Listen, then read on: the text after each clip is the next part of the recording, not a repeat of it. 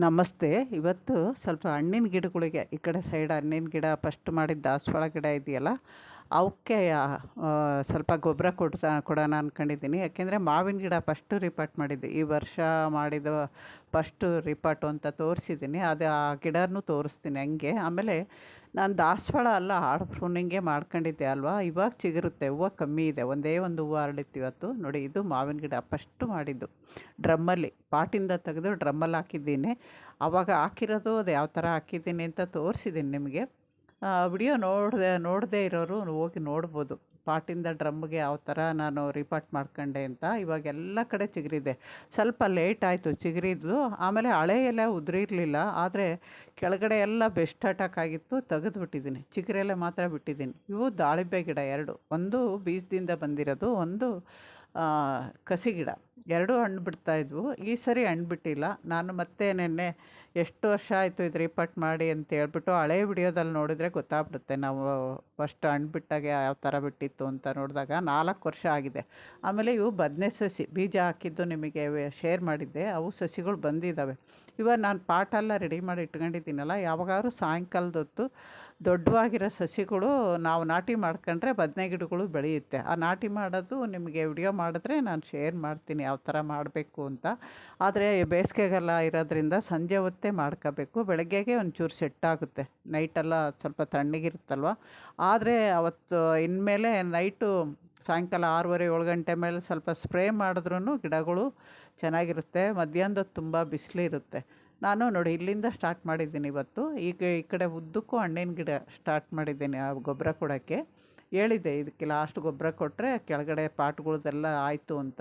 ಇನ್ನು ಹ್ಯಾಂಗಿಂಗ್ ಪಾಟು, ಆಮೇಲೆ dragon fruit ತಂದು ರೆಡಿ ಮಾಡ್ಕೊಂಡು ಅಲ್ಲಿ ಒಂದೊಂದು ಪಾಟ್ರ್ ಇದು ಬಕೆಟು ಅವೆಲ್ಲ ಒಡೆದೋಗಿರೋವೆಲ್ಲ ಸಪ್ರೇಟ್ ಇಟ್ಟಿದ್ದೀನಲ್ಲ, ಅವೆಲ್ಲ ಕ್ಲೀನ್ ಮಾಡ್ಕೊಂಡ್ರೆ ಮುಕ್ಕಾಲು ಪಾಲು 100% ಗಾರ್ಡನ್ ಕ್ಲೀನ್ ಆದಂಗೆ ಆಗುತ್ತೆ. ಇನ್ನೂ ಒಂದು ವಾರ ಆಗ್ಬೋದು, ಇನ್ನೊಂದು ವಾರ 10 ದಿನ ಆದರೆ ಪೂರ್ತಿ ಕ್ಲೀನ್ ಆಗುತ್ತೆ. ಆಮೇಲೆ ನನಗೆ ಈ ಥರ ಗೊಬ್ಬರ ಕೊಟ್ಟಾಗ ಆ ಪಾಟ್ಗಳೂ ಚಿಕ್ಕ ಚಿಕ್ಕ ಪಾಟು ಕ್ಲೀನ್ ಮಾಡ್ತೀನಿ. ಆ ಪಾಟಲ್ಲಿ ಏನಿಲ್ಲ ಅಂದಾಗ ಅದನ್ನು ಅಗೆದ್ಬಿಟ್ಟು ಈ ಥರ ರೆಡಿ ಮಾಡಿ ಇಟ್ಕೊಳ್ತೀನಿ. ಹೇಳಿದ್ದೀನಿ, ಈ ಥರ ರೆಡಿ ಮಾಡಿ ಇಟ್ಕೊಂಡ್ರೆ ನಾವು ಬೀಜ ಹಾಕೋಕ್ಕೋ ಸಸಿಗಳು ಇಡೋಕ್ಕೋ ಬರುತ್ತೆ ಅದರಿಂದ. ಆಮೇಲೆ ಎಲೆ ಬಳ್ಳಿ ಇಲ್ಲಿ ಇಟ್ಟಿದ್ದೀನಿ, ಚಿಕ್ಕದ್ರಲ್ಲಿತ್ತಲ್ವ, ನಾನು ಕಟಿಂಗಿಂದ ಬಳಸಿದ್ದದ್ದು ಎಲೆ ಬಳ್ಳಿ. ಇದು ಪಾಟ್ ರೆಡಿ ಮಾಡಿಟ್ಟಿದ್ದೆ ದೊಡ್ಡದು, 14 ಇಂಚ್ ಪಾಟದ್ದು, ಅದರಲ್ಲಿ ಹಾಕಿದ್ದೀನಿ ಇವಾಗ. ಹಂಗೆ ಸ್ವಲ್ಪ ತೆಗೆದು ನಾವೇ ಕಟ್ಟಿಂಗಿಂದ ಬೆಳೆಸಿರೋದಾದರೆ ಮಣ್ಣು ಚೆನ್ನಾಗೇ ಇರುತ್ತೆ. ಆಮೇಲೆ ನೋಡಿ, ಇದು ಸುಮಾರು 10:45 ಏನೋ ಆಯಿತು. ನಾನು ಬೆಳಗ್ಗೆ 7 ಗಂಟೆಗೆ ಬಂದಿದ್ದಕ್ಕೆ ಒಂದು ಸಾಲೇ ಆಗಿದ್ದು. ಇಷ್ಟೊತ್ತಾಗುತ್ತಾ ಪಾಟ್ ಕ್ಲೀನ್ ಮಾಡಿ ಗೊಬ್ಬರ ಹಾಕೋಕ್ಕೆ ಅನ್ಕೋಬೋದು. ನಾನು ಮಾಡ್ಬೇಕಾದ್ರೆ ಅದರಲ್ಲಿ ಕೆಳಗಡೆ ಕೂತ್ಕೊಂಡು ಮೇಲೆ ನೋಡ್ತೀನಿ, ಅದರಲ್ಲಿ ಹುಳ ಹತ್ತಿರ ಎಲೆ ಕೆಳಗಡೆ ಎಲ್ಲ ಕಾಣುತ್ತೆ ನಮಗೆ. ಅದೆಲ್ಲ ಏನಾರು ಇದ್ದರೆ ತೆಗೆದ್ಬಿಟ್ಟು ಕ್ಲೀನ್ ಮಾಡಿ ಅದಕ್ಕೆ ಕೋಲ್ ಕಟ್ಟೋದು ಏನಾರು ಸೈಡ್ ಬೆಳೆದು ಇದ್ದಿದ್ದರೆ ಅವನ್ನೆಲ್ಲ ಬ್ರಾಂಚಸ್ ಕಟ್ ಮಾಡಿ, ಒಣಗಿರೋ ಬ್ರಾಂಚಸ್ ಕಟ್ ಮಾಡಿ, ಗಿಡ ಎಲ್ಲ ರೆಡಿ ಆದಮೇಲೆ ಕೆಳಗಡೆ ಮಣ್ಣು ಅಗೆದ್ಬಿಟ್ಟು ನಾನು ಗೊಬ್ಬರ ಕೊಡೋದು. ಆ ಥರ ಮಾಡೋದ್ರಿಂದ ತುಂಬ ಲೇಟ್ ಆಗುತ್ತೆ. ಒಂದೊಂದು ಪಾಟ್ಗೆ ತುಂಬ ಟೈಮ್ ತಗೊಳುತ್ತೆ. ಇವು ಫಸ್ಟ್ ಒಂದು ಸರಿ ಮಾಡಿರೋದ್ರಿಂದ ಅಷ್ಟಿರಲಿಲ್ಲ, ಆದರೂ ಇವು ದೊಡ್ಡ ದೊಡ್ಡ ಪಾಟ್ ಅಲ್ವಾ ಎಲ್ಲ. ಇದು ನೋಡಿ ಒಂದು ಕಡೆ ವಾಲ್ಬಿಟ್ಟಿತ್ತು, ರೆಡ್ಡು ಪೇರ್ಲೆ ಅಂತೆ, ಅದನ್ನು ಸರಿ ಮಾಡಿ ಇಟ್ಟಿದ್ದೀನಿ. ಇದು ಲಿಚ್ಚಿ. ಈ ಸೈಡು ಲಾಸ್ಟಲ್ಲಿ ಒಂದು ಸ್ಟಾರ್ ಫ್ರೂಟ್ ಇದೆ, ಅದು ಮೇಲ್ಗಡೆ ರೆಂಬೆ ಒಣಗೋಗಿತ್ತು, ಅದನ್ನೆಲ್ಲ ಕಟ್ ಮಾಡಿ ಈ ಥರ ನೀಟಾಗಿ ಮಾಡಿ ಇಟ್ಟಿದ್ದೀನಿ. ಆಮೇಲೆ ಕ್ಲೀನ್ ಮಾಡ್ಬೇಕಾದ್ರೆ ನೋಡಿದೆ, ಇದು ಬಾರ್ಬರಸ್ ಚೆರ್ರಿ ಗಿಡ ಫಸ್ಟದ್ದು, ಅದರಲ್ಲಿ ಸುಮಾರು ಇರುವೆ ಓಡಾಡ್ತಾಯಿತ್ತು. ಬೆಸ್ಟ್ ಎಲ್ಲೂ ಕಾಣಿಸ್ತಾ ಇಲ್ಲ, ಎಲ್ಲೋ ಇದ್ರೇ ಅವು ಇರುವೆಗಳು ಓಡಾಡೋದು. ಅದರಿಂದ ನಾನು ಒಂದು ಸ್ವಲ್ಪ ಸೋಪ್ ವಾಟ್ರೂ ಹೊಡಿತೀನಿ ಕೆಲಸ ಮಾಡ್ತಾ ಮಾಡ್ತಾ. ಇವಾಗ ಆವಾಗಲೇ ಕಣ್ಣಿಗೆ ಕಂಡಾಗ ಒಂದೇ ಗಿಡ ಅಲ್ವಾ, ಅದರಿಂದ ಆವಾಗವಾಗೇ ನಾವು ಈ ಥರ ಮಾಡ್ಕೊಂಬಿಟ್ರೆ ಸರಿ ಹೋಗುತ್ತೆ. ನಾವು ದಿನ 1-2 ಸರಿ ನೋಡ್ಕೊಂಡು ಆಮೇಲೆ ಎಲ್ಲ ಆದಮೇಲೆ ಇನ್ನೊಂದು ಸರಿ ಯಾವ್ದಾದ್ರು ನೀಮ್ ಆಯಿಲೋ ಅದು ಹೊಡೆದ್ರೆ ಆವಾಗ ಸ್ವಲ್ಪ ಕಂಟ್ರೋಲ್ ಆಗುತ್ತೆ. ಬೇಸಿಗೆಯಲ್ಲೂ ಒಂಥರ ಹುಳಗಳ ಕಾಟ ಜಾಸ್ತಿ ಇರುತ್ತೆ, ಚಳಿಗಾಲದಾಗ ಒಂಥರ ಇರುತ್ತೆ. ಮಳೆಗಾಲದಲ್ಲಿ ನಾವು ನೋಡೋಕ್ಕಾಗಲ್ಲ ಬಿಡಿ, ಮಳೆ ಬರೋದ್ರಿಂದ ಅಷ್ಟು ಕಮ್ಮಿ ಇರುತ್ತೆ, ಜಾಸ್ತಿ ಇರಲ್ಲ.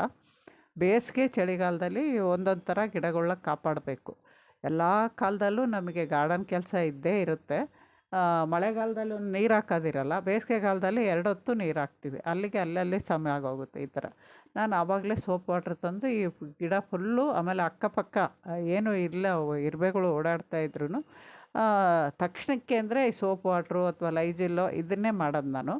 ಅದಾದಮೇಲೆ ಬೇಕಾದ್ರೆ ಯಾವ್ದಾದ್ರು ಹೊಡಿಬೋದು ಅಂತೇಳ್ಬಿಟ್ಟು ಆ ಗಮ್ಮಂತ ವಾಸನೆ ಇರೋಕ್ಕೆ ಸ್ವಲ್ಪ ಅಲ್ಲಿ ಹುಳಗಳು ಅಟ್ಯಾಕು ಕಮ್ಮಿ ಆಗುತ್ತೆ. ಆಮೇಲೆ ಇರುವೆಗಳು ಲೈಜಾಲ್ ಹಾಕೋದ್ರಿಂದ ಕಮ್ಮಿ ಇರುತ್ತೆ.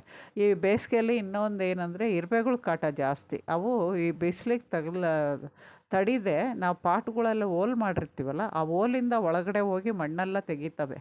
ಅದರಿಂದ ಆ ಇರುವೆಗಳ ಕಾಟಕ್ಕೂ ನಾವು ಬೇಸಿಗೆಯಲ್ಲಿ ಅವನ್ನ ಏನಾದ್ರು ಕಂಟ್ರೋಲ್ ಮಾಡಬೇಕು. ಅದನ್ನು ನಾನು ಆಗಲೇ ವಿಡಿಯೋ ಮಾಡಿದ್ದೀನಿ. ಮೊನ್ನೆ ಇದನ್ನು ಹಾಕಿದ್ದೀನಿ, ಪೋಸ್ಟಲ್ಲಿಯೂ ಹಾಕಿದ್ದೀನಿ. ಇರುವೆಗಳು ಕಾಟ ಮಾಡಿರೋದಕ್ಕೆ ಲಿಂಕು ಕೊಟ್ಟಿದ್ದೀನಿ. ಇರುವೆಗಳ ಕಾಟಕ್ಕೆ ಆ ಥರ ನಿಮಗೆ ಇರುವೆ ಕಾಟ ಇದ್ದರೆ ಆ ಪೋಸ್ಟಲ್ಲಿ ಹೋಗಿ ಆ ಲಿಂಕ್ ಮೇಲೆ ಒತ್ತಿದರೆ ಡೈರೆಕ್ಟು ನಿಮಗೆ ವಿಡಿಯೋ ಬರುತ್ತೆ. ಆಮೇಲೆ ಇದು ಮಂಗಳ ಬಳ್ಳಿ ಅಂತೀವಲ್ಲ, ಅದು ಆ ಕಡೆ ಡ್ರ್ಯಾಗನ್ ಫ್ರೂಟ್ಗೆ ಹಬ್ಬಬಿಟ್ಟಿತ್ತು, ತೊಗೊಂಬಂದು ನಾನು ಈ ಕಡೆ ಇಟ್ಟಿದ್ದೀನಿ.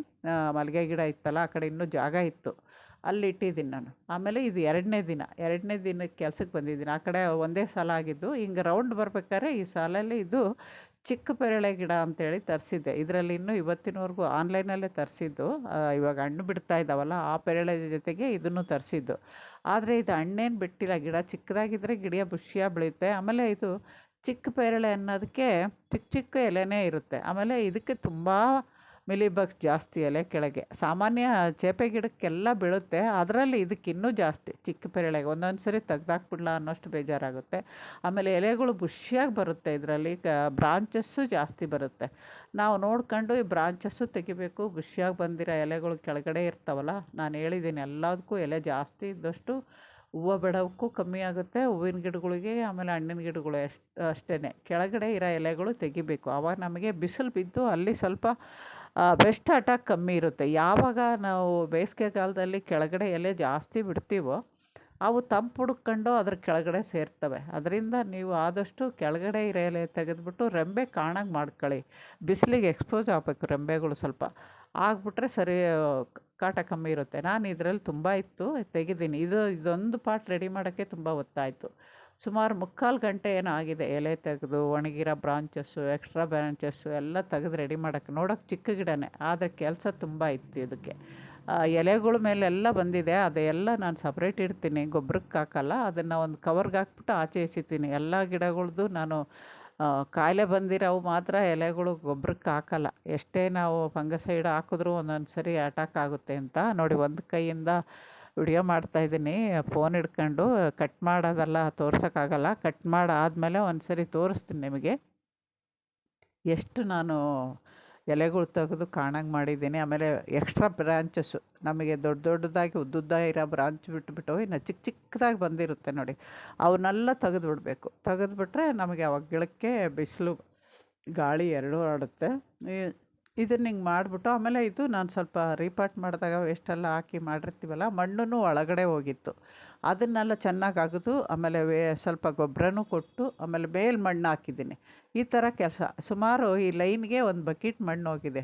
ಇಲ್ಲೆಲ್ಲ ನಾನು ಹಣ್ಣಿನ ಗಿಡಗಳು ರೀಪಾಟ್ ಮಾಡಿದ್ವಿ ಇಟ್ಟಿದ್ನಲ್ವ, ನೋಡಿ ಎಷ್ಟು ತಳಕ್ಕೆ ಹೋಗಿದೆ ಅಂತ. ನಾನು ಯಾವಾಗಲೂ ಪಾಟ್ ನೋಡಿರ್ತೀರ ನೀವು, ಫುಲ್ ಇಟ್ಟಿರ್ತೀನಿ. ಇವಾಗ ಮಣ್ಣೆಲ್ಲ ಹಾಕಿ ಫುಲ್ಲಪ್ ಮಾಡಿದ್ದೀನಿ. ಬೇಸಿಗೆಯಲ್ಲಿ ಮಣ್ಣು ಕಮ್ಮಿ ಇರಬಾರ್ದು ಅಂತ ಹೇಳಿದ್ದೀನಿ, ಯಾಕೆಂದರೆ ಮಣ್ಣು ಜಾಸ್ತಿ ಇದ್ದಷ್ಟು ತೇವಾಂಶ ಜಾಸ್ತಿ ಇರುತ್ತೆ. ನೋಡಿ, ಇಲ್ಲಿಂದ ಸ್ಟಾರ್ಟ್ ಮಾಡಿದ್ದಕ್ಕೆ ಸುಮಾರು ಹೊತ್ತು ಆಯಿತು ನನಗೆ. ಪೂರ್ತಿ ಮಾಡೋದೆಲ್ಲ ತೋರ್ಸೋಕ್ಕಾಗಲ್ಲ, ಯಾಕೆಂದರೆ ಮಣ್ಣಾಗದು ಗೊಬ್ಬರ ಹಾಕೋದು ತೋರಿಸಿದ್ದೀನಿ. ಮಾಡಾದಮೇಲೆ ನೋಡಿ ಇಲ್ಲಿವರೆಗೂ ಮಾಡೋಕ್ಕಾಗಲಿಲ್ಲ. ಇದಿಷ್ಟು ಮಾಡೋಕ್ಕಾಗುತ್ತಾ, ಎಷ್ಟಾಗುತ್ತೋ ನೋಡ್ತೀನಿ. ಅದಾದಮೇಲೆ ಇಲ್ಲಿ 11 ಗಂಟೆ ಮೇಲೆ ಬಿಸಿಲು ಸ್ಟಾರ್ಟ್ ಆಗಿಬಿಡುತ್ತೆ, ಕೆಲಸ ಮಾಡೋಕ್ಕಾಗಲ್ಲ. ಅದು ಬೇರೆ ದೊಡ್ಡ ಪಾಟ್ ಅಲ್ವಾ, ಸಪ್ರೇಟ್ ತಗೊಂಡೋಗಿ ಅಲ್ಲಿ ಮಾಡೋದೇನು ಅಂತ ನಾನು ಇಲ್ಲೇ ಬೆಂಚ್ ಇಟ್ಬಿಟ್ಟು ಮಾಡಿಬಿಡ್ತೀನಿ. ನೋಡಿ, ಇವಾಗ ನಾನು ಇದಕ್ಕೂ ಸ್ಪ್ರೇ ಮಾಡಿದ್ದೀನಿ, ಯಾಕೆಂದರೆ ಇದಕ್ಕೆ ಸ್ವಲ್ಪ ಬಿಲಿಬಗ್ ಇತ್ತಲ್ವ ಎಲೆ ಕೆಳಗಡೆ. ಆ ಥರ ಎಲೆ ಎಲ್ಲ ತೆಗೆದುಬಿಟ್ಟು ನೋಡಿ, ಕೆಳಗಡೆ ಇರೋ ಎಲೆಗಳೆಲ್ಲ ಪೂರ್ತಿ ತೆಗೆದೀನಿ. ಇವಾಗ ಕಾಣಿಸ್ತಾ ಇರ್ಬೋದು ನಿಮಗೆ. ಈ ಥರ ತೆಗೆದು ಮೇಲ್ಗಡೆ ಮಾತ್ರ ಬಿಟ್ಟಿದ್ದೀನಿ. ಇದೂ ನಾನೇನು ಪ್ರೂನ್ ಮಾಡಿಲ್ಲ, ಆದ್ರೂ ಬುಷಿಯಾಗಿ ಬರ್ತಾಯಿದೆ. ಎಕ್ಸ್ಟ್ರಾ ಚಿಕ್ಕ ಚಿಕ್ಕ ಬ್ರಾಂಚಸ್ ಎಲ್ಲ ತೆಗೆದು ದೊಡ್ಡ ತೆಗೆದಿದ್ದೀನಿ. ಇದು ಕಸಿ ಗಿಡನೇ, ಎಷ್ಟು ದಿನಕ್ಕೆ ಬಿಡುತ್ತೋ ಗೊತ್ತಿಲ್ಲ. ಇದು ಯಾವ ಥರ ಇರುತ್ತೆ ಹಣ್ಣು ಅಂತ ಗೊತ್ತಿಲ್ಲ, ಚಿಕ್ಕದಾಗಿರುತ್ತೆ ಅಂತ ಹೇಳಿದ್ದಾರೆ. ಆದರೆ ಟೇಸ್ಟ್ ಇನ್ನೂ ಗೊತ್ತಿಲ್ಲ. ಇದು ಹಣ್ಣು ಬಿಟ್ಟಾಗ ಟೇಸ್ಟ್ ಗೊತ್ತಾಗುತ್ತೆ, ಅಲ್ಲಿವರೆಗೂ ಗೊತ್ತಾಗಲ್ಲ. ತಂದಿರೋ ಹಣ್ಣಿನ ಗಿಡದಲ್ಲೆಲ್ಲ ಇದೇ ಬಿಟ್ಟಿಲ್ಲ ಇವತ್ತಿನವರೆಗೂ. ಬಾರ್ಬರಸ್ ಚೆರ್ರಿ, ಚೇಪೆ ಗಿಡ ಅವೆಲ್ಲ ತರಿಸಿದ್ವಿ, ಎಲ್ಲದರಲ್ಲೂ ಹಣ್ಣು ತಿಂದಾಯಿತು. ಇದೊಂದು ಮಾತ್ರ ಇಲ್ಲ.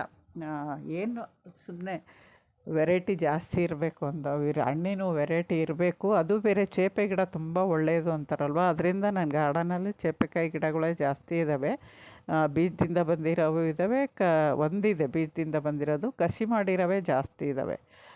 ಇದು ನೋಡಿ ಎಲೆ ಎಷ್ಟು ಚಿಕ್ಕದಾಗಿದೆ ಅಂತ, ಹೆಸರಿಗೆ ತಕ್ಕನಾಗಿ ಚಿಕ್ಕ ಪೇರಳೆಗೆ ಚಿಕ್ಕ ಎಲೆನೇ ಇದೆ. ನೋಡಿ ಇಷ್ಟು ನಾನು ಮಾಡಬೇಕು. ಮಾಡಿ ಎಷ್ಟೊತ್ತಾಗುತ್ತೋ ನೋಡ್ತೀನಿ. ಆಮೇಲೆ ಇಲ್ಲಿ ಒಂದೊಂದು ಕಟಿಂಗ್ ಇಟ್ಟಿದ್ದೀನಲ್ಲ, ಅವು ಚಿಗುರ್ಬಿಟ್ಟು ಇದು ಮಾಡಿದೆ ನೋಡಿ. ಇವಿಷ್ಟು ಮಾಡಿದೆ ನಾನು. ಬಿಸಿಲು ನೋಡಿ ಆಗಲೇ ಎಷ್ಟೊತ್ತಾಯಿತು ಅಂತ.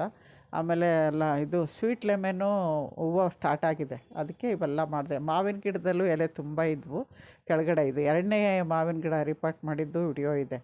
ಅದರಲ್ಲೂ ತುಂಬ ಎಲೆ ಇತ್ತು. ಇದರಲ್ಲಿ ಒಂದು ಉದುರಿಲ್ಲ, ಆಮೇಲೆ ಹುಳನೂ ಇರಲಿಲ್ಲ. ಆದರೆ ಎಕ್ಸ್ಟ್ರಾ ಎಲೆ ಎಲ್ಲ ತೆಗ್ದಿದ್ದೀನಿ. ಆಮೇಲೆ ಇವಾಗ ಆಗಲೇ ಚಿಗುರ್ತಾ ಇದೆ ಇದು ಕೂಡ. ಇವಕ್ಕೆಲ್ಲ ಹಾಕಿ ನಾನು ಇಷ್ಟೇ ಆಯಿತು. ಅದು ಆ ಕಡೆ ಹಿಂದ್ಗಡೆ ಸಾಲು ಒಂದಿನ, ಇಷ್ಟು ಮಾತ್ರ ಒಂದಿನ ಆಯಿತು. ಇದೇ ಜಾಸ್ತಿ, ಕಮ್ಮಿ ಪಾಟಿದ್ರೂ ಇದೇ ತುಂಬ ಒತ್ತಿಡಿತ್ತು. ಯಾಕೆಂದರೆ ಇಲ್ಲಿ ಸ್ವಲ್ಪ ಓರೆ ಬೆಳೆದಿರೋ ಗಿಡಗಳು ಸರಿ ಮಾಡೋವು, ಪ್ರೂನ್ ಮಾಡೋವು, ಎಲೆ ಕೀಳೋವು ಜಾಸ್ತಿ ಇತ್ತು ಅದರಿಂದ. ಆಮೇಲೆ ಇಲ್ಲಿ ಮೇಲ್ಗಡೆ ಚಿಕ್ಕ ಪಟ್ಟಿಟ್ಟಿದ್ನಲ್ವ, ಪುದೀನ ಹಾಕಿದ್ದೆ ಎರಡರಾಗೆ, ಅವು ಮಾತ್ರ ಮಾಡ್ಕೊಂಡಿದ್ದೀನಿ. ಅದಾದಮೇಲೆ ಇಲ್ಲೇ ಇಟ್ಟಿದ್ದೀನಿ ನೋಡಿ, ಅದ್ರ ತುಂಬ ಕಸ ಬಂದಿದೆ. ಅದಾದಮೇಲೆ ಸೌಗಂಧಿಕ ಪುಷ್ಪ ಭಾನುವಾರ ಮಾಡಿದ್ದು. ಸೌಗಂಧಿಕ ಪುಷ್ಪ ನಮ್ಮ ಅಳಿಯ ನಾನು ಈ ಕೆಲಸ ಮಾಡ್ತಾ ಇರ್ಬೇಕಾರೆ ಅವರು ಈ ಪಾಟ್ಗಳೆಲ್ಲ ಖಾಲಿ ಮಾಡಿದ್ದಾರೆ. ಖಾಲಿ ಮಾಡಿಬಿಟ್ಟು ಆ ಮಣ್ಣಿಗೆ ಆ ಗಡ್ಡೆಗಳೆಲ್ಲ ತೆಗೆದು ಸಪ್ರೇಟ್ ಇಟ್ಟು ಮಣ್ಣೆಲ್ಲ ಸ್ವಲ್ಪ ಬಿಸಿಲಿಗೆ ಹಾಕಿದ್ದಾರೆ. ಅವತ್ತು ಅಷ್ಟೇ ಕೆಲಸ ಆಗಿದ್ದು, ಬೆಳಗ್ಗೆ ಮಾಡಿದ್ದಿದ್ದು. ತಿರ್ಗಾ ಸಾಯಂಕಾಲ ಏನೇನು ಮಾಡಿದ್ವಿ ಅನ್ನೋದು ನೆಕ್ಸ್ಟ್ ವಿಡಿಯೋದಾಗ ಬರುತ್ತೆ. ಒಂದೇ ದಿನ ಮಾಡಿರೋ ವಿಡಿಯೋ ಆದರೂ ಕೂಡ ಒಂದರಲ್ಲೇ ಹಾಕೋಕ್ಕಾಗಲ್ಲ, ತುಂಬ ದೊಡ್ಡದಾಗುತ್ತೆ ವಿಡಿಯೋ ಲಾಂಗು. ಅದರಿಂದ ಇನ್ನೊಂದು ವಿಡಿಯೋದಾಗ ಹಾಕ್ತೀನಿ ನೆಕ್ಸ್ಟ್ ಕೆಲಸ. ನಮಸ್ತೆ, ಇನ್ನೊಂದು ವಿಡಿಯೋದಾಗ ಸಿಗ್ತೀನಿ.